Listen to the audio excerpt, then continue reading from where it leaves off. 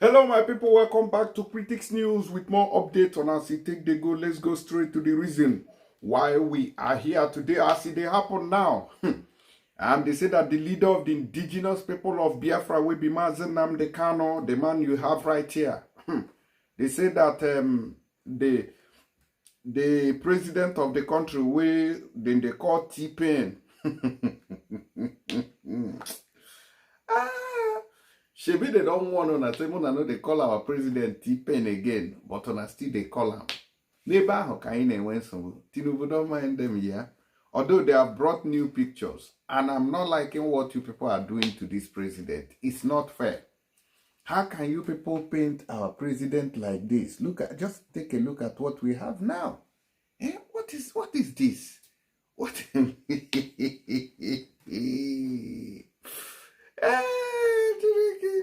So now like this now, Tinubu don't keep a new hair. All right, you're welcome to the show.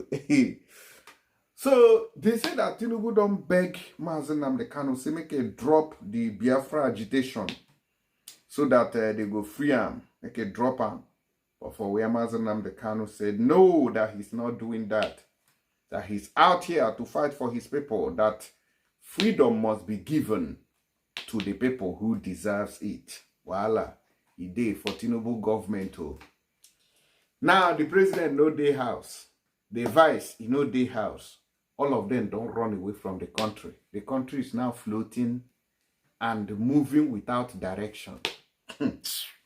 IPOB accuses Nigerian government of persecuting Nnamdi Kanu for refusing to drop the quest for Biafra.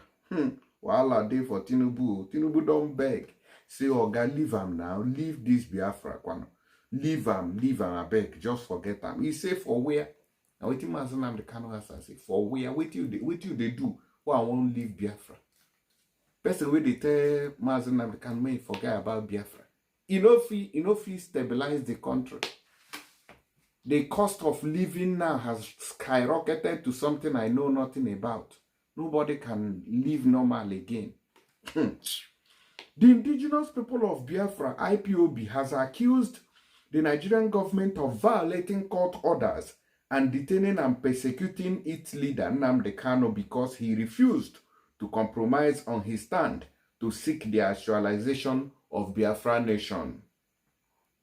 IPOB, in a statement issued on Thursday by its media and publicity secretary, Ma Powerful, said despite court judgment in favor of Kanu, the Nigerian government has continued to detain him. He lamented how Kanu has been detained by the Department of State Services, DSS, since June 2021, when he was arrested in Kenya and extraordinarily renditioned to Nigeria under the administration of the former president, who is Muhammad Obonko Nyanogore Nasorok Buhari.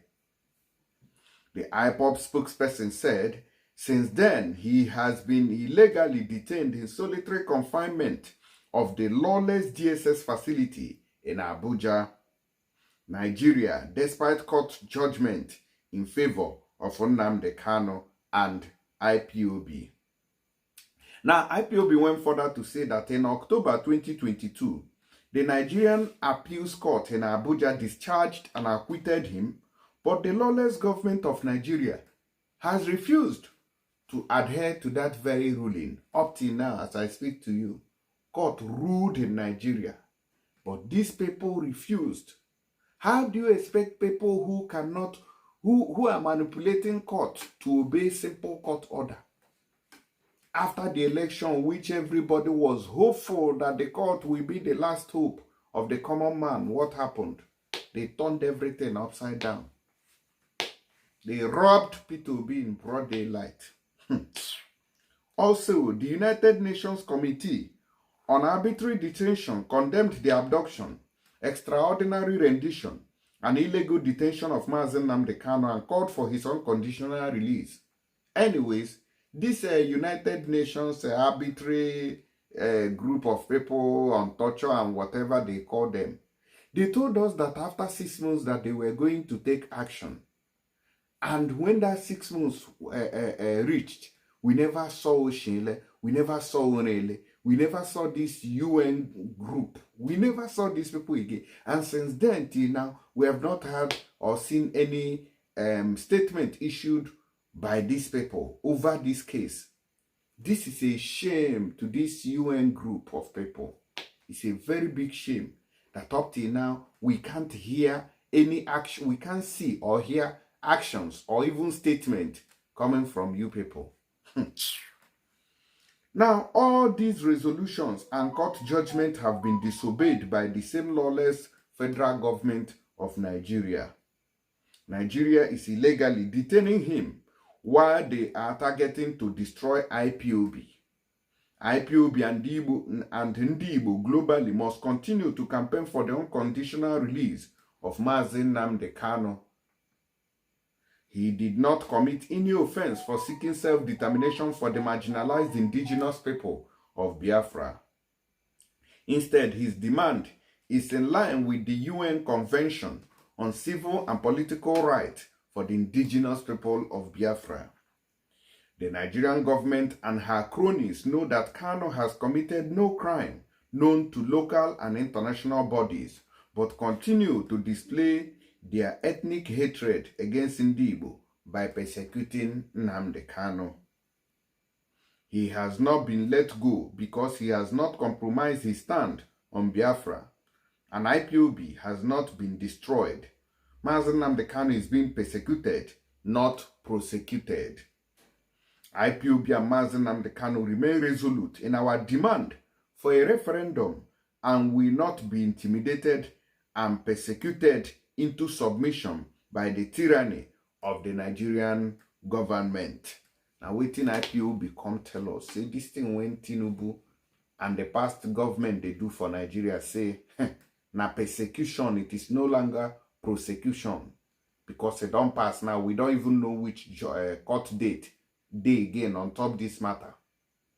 The other day, since Mazi Nnamdi Kanu kicked Binta Nyako out of his case, since that time, DSS has not given him any opportunity to meet with his lawyers and even the family members. What kind of a country is that?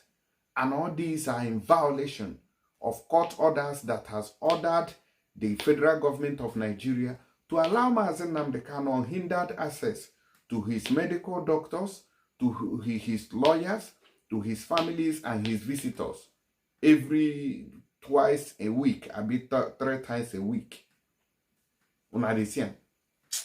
This government of Nigeria, I don't get human sympathy, I don't get conscience, so I repent to. I just say my tell on. But before we proceed on what the kind lie when all Joseph Carlo come blue, make a first of all introduce this tap send app. Give on and a better app where be say if you use and they do transfer from where you did for UK, they go Nigeria, they go give you £5 on top of that money when they send from UK. Then if you dey Europe, they send the euro, go Nigeria with an app. You are looking for a reliable app. Use this tap send. Their rate is also very high. If they send the euro, they will still add €5 on top of that money for you, free of charge. What about those people will be saying they send dollars from USA and Canada? Now $10 they go add for you. And if you did Dubai, now 25 AED, now they go add for you. So I beg, if you never use this app, on our behalf, right here from Critics News, we want to urge you to make use of it and use my promo code will be Critics News. Type it in capital letters. Thank you very much. Let's proceed. And we went to Joseph Carlo and we interviewed him on Channels Television. And we asked him, say, how you still see this government? He said, the way when Tinubu take the work like Jackie, say nobody think they go use mouth, they talk. Say the president, they even work even for midnight. They go, they patrol around the country. They see how people take, they suffer inside the country. Muna hear from the horse's mouth. I don't want to use my mouth.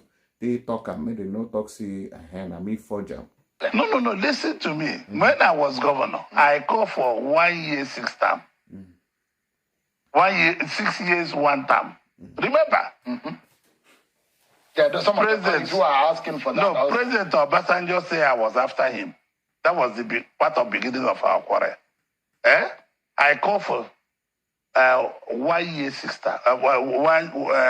6 year, 1 term. Because of the cost of going to the elections. because of cost of managing the economy. Because when you bring in a governor or a president, their eyes on re-election. They are not even thinking about what people will get, what people will do. Every politicians, they are looking for the election. So the only way to solve this problem is give no incentive to anybody. Do 6 year one term. And you think that will help boost performance? It will go a long way, because most of the people think they need to make money for the election. In my minority opinion, I don't know majority opinion. In my minority opinion, I think most politicians are always looking forward for the next election. And that's why there is a very popular saying from a popular motivational speaker who said, a politician look forward to the next election, but a leader look forward to the next generation, how to empower the next generation. But that perhaps is the missing, the gap between what has become our problem in this country, where there are a lot of people who believe that we've not really had the kind of leaders that we should have in this country. But Senator, are you proud of what your party is delivering to Nigerians today? Mm-hmm.